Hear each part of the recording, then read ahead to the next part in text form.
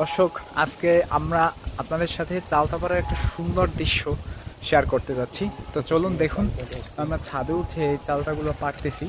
আপনাদের দেখে অবশ্যই ভালো লাগবে। যারা যারা এখনও আমাদের ভিডিওতে লাইক কমেন্ট করেন না, তারা দ্রুতই করে দিবেন, যাতে আমরা আরও নতুন নতুন ভিডিও আপনাদের জন্য মেক করতে পারি।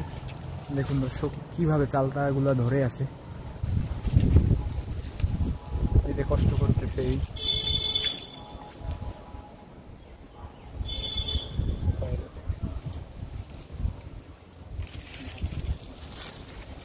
এই যে দেখুন, একদম গাছের ফ্রেশ চালটা।